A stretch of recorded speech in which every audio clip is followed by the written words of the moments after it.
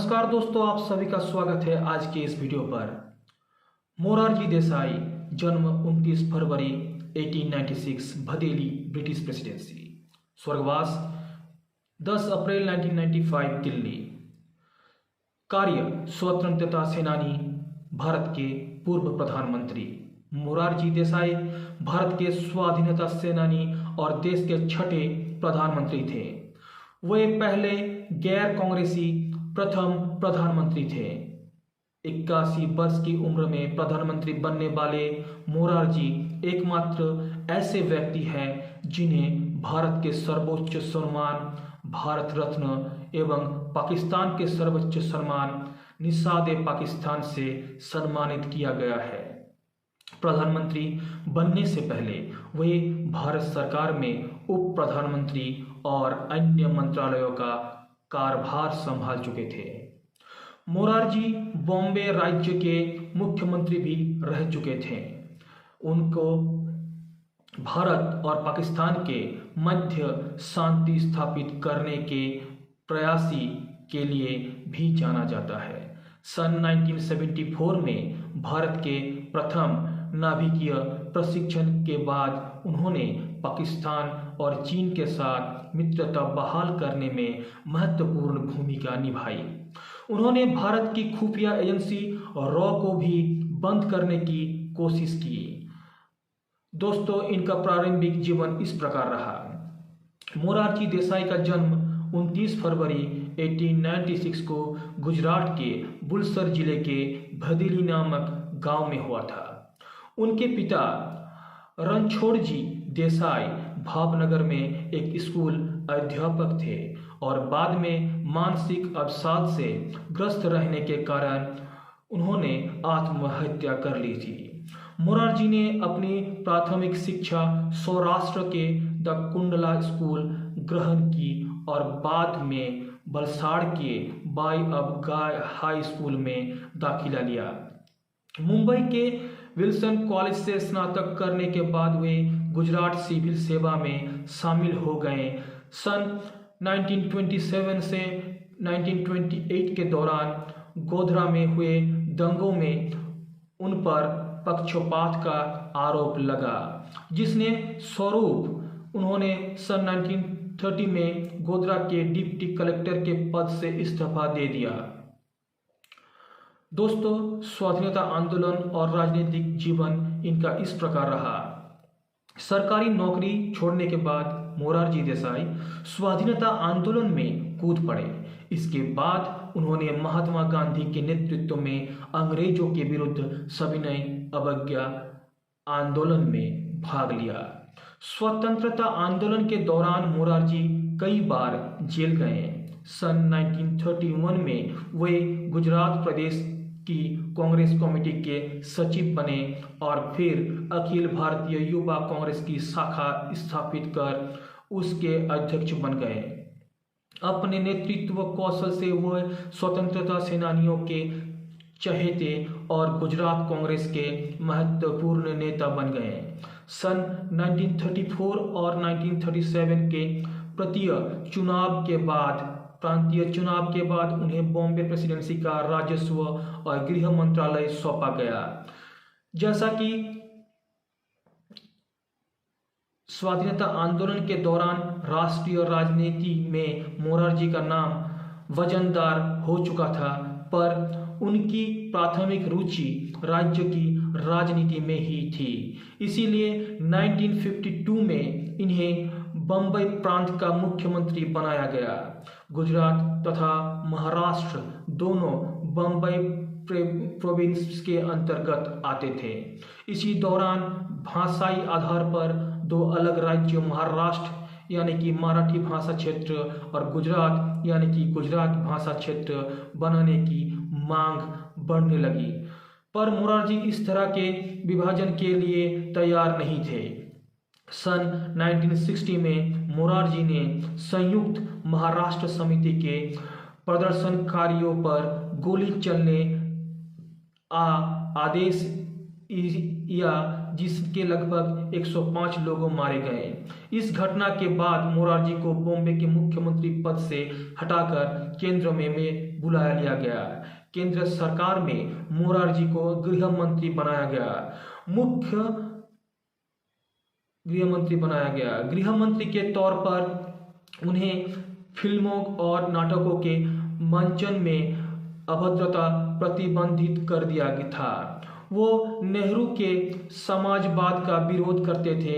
एक राष्ट्रवादी और भ्रष्टाचार विरोधी नेता के तौर पर उनका कद कांग्रेसी पार्टी में बढ़ता जा रहा था और नेहरू के बाद उन्हें भावी प्रधानमंत्री के रूप में देखा जाने लगा।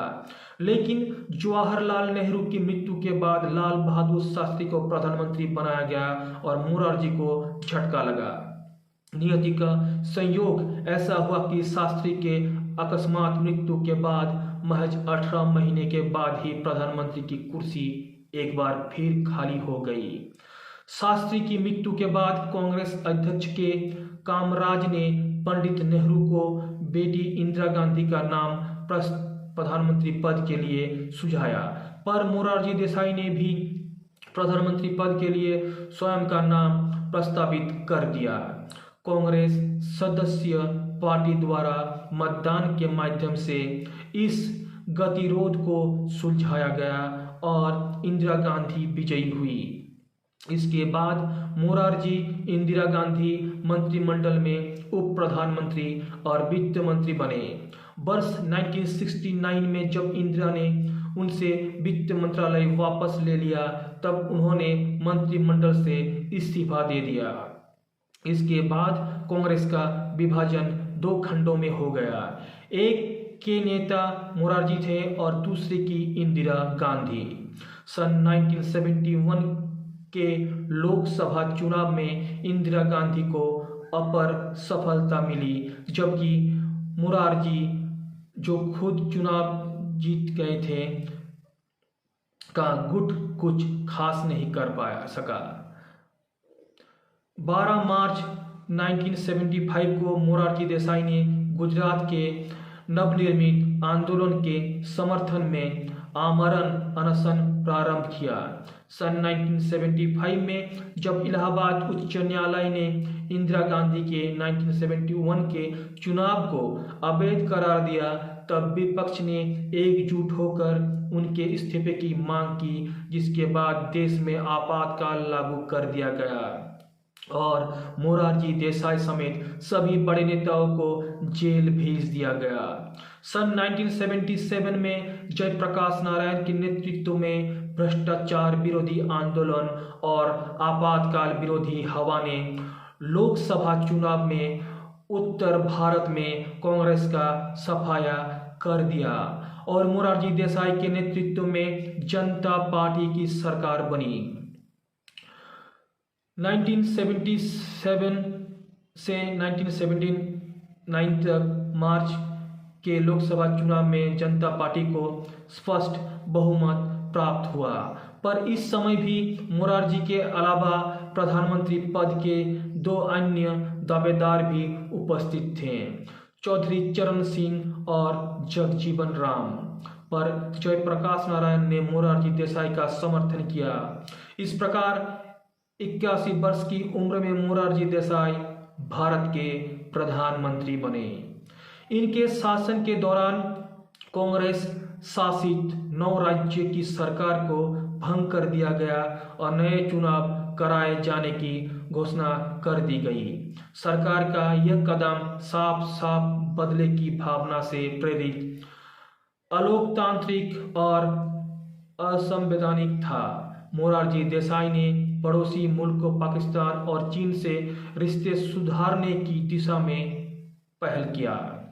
उन्होंने चीन के साथ राजनयिक संबंधों को बहाल किया और इंदिरा गांधी सरकार द्वारा किए गए बहुत सारे संवैधानिक संसाधनों को उनके मूल रूप में वापस कर दिया। चुनाव प्रचार के दौरान मोरारजी देसाई ने भारत के खुफिया एजेंसी रॉ को बंद करने की बात कही थी और जब वे प्रधानमंत्री बने तब उन्होंने सचमुच एजेंसी का आकार और बजट बहुत कम कर दिया था।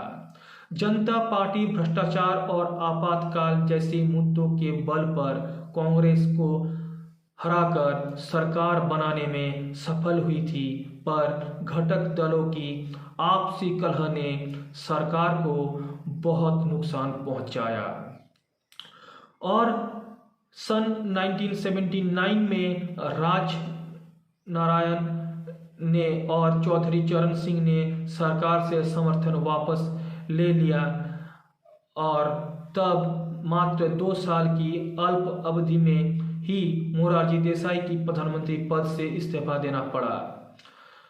प्रधानमंत्री पद से इस्तीफा के बाद मोरारजी देसाई ने 83 साल की उम्र में राजनीति से संन्यास ले लिया और मुंबई में रहने लगे। 10 अप्रैल 1995 को 99 वर्ष की उम्र में उनका निधन हो गया। तो दोस्तों, इस प्रकार इनका जीवन रहा। अगर ये वीडियो आपको अच्छा लगा हो तो वीडियो को लाइक, शेयर और सब्सक्राइब जरूर करें और बेल आइकन को प्रेस करें ताकि फ्यूचर में वीडियो का नोटिफिकेशन आप तक पहुंचता रहे। तो दोस्तों, आज का वीडियो में इतना ही। मिलते हैं नेक्स्ट वीडियो में। तब तक के लिए वंदे मातरम, जय हिंद, जय भारत माता, नमस्कार।